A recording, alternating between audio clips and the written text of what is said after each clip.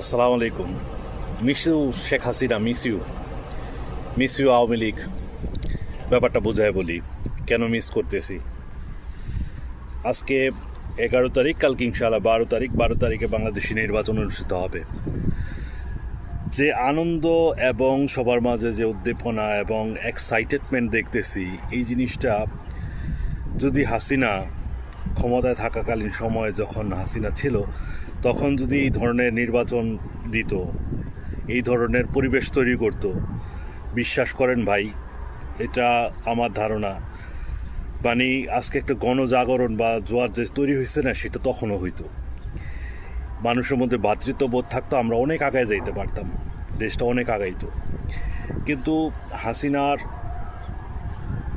মানে ব্যক্তিগত লোভ লালসা এবং ক্ষমতার অহংকার দাপট, মানে এই যে ব্যাপারগুলো না, এই ব্যাপারগুলোর কারণে আজকে কোথায় গেল তারা?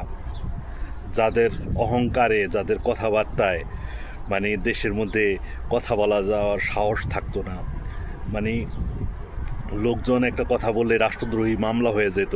আজকে আমি যে কথাগুলো বলতেছি, সে কথা বলার জন্য আমার বাংলাদেশে আসাই বন্ধ হয়ে যেত।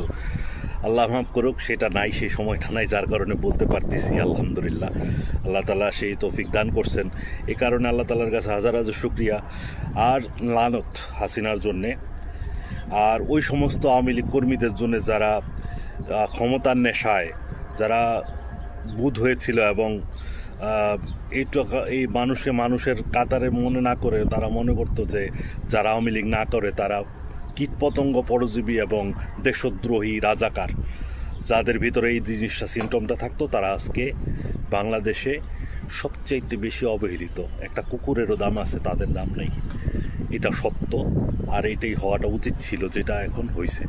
যাই হোক, হোয়াট এভার, ইউনূস সরকারকে অত্যন্ত ধন্যবাদ, যারা এর নিরল শ্রম দিয়া একটা নির্বাচনের পরিবেশ তৈরি করতে পারছে এবং আল্লাহ তাআলা তাদেরকে একটা সময় দিচ্ছে, সেই সময়টার মধ্যে তারা পুরো করতে পারছে।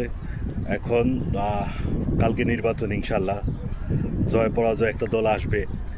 আমি মনে করি যেই বিগত সময়গুলোতে যে ধরনের নৈরাজ্যপূর্ণ, সংঘাতপূর্ণ জিনিসগুলো হয়েছে নির্বাচন পরবর্তীকালীন সময়ে, সেরকম কোনো কিছু হবে না ইনশাআল্লাহ। আর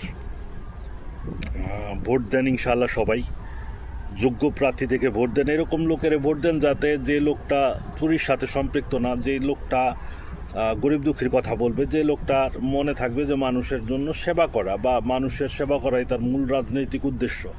কিন্তু এখন এই উদ্দেশ্য তো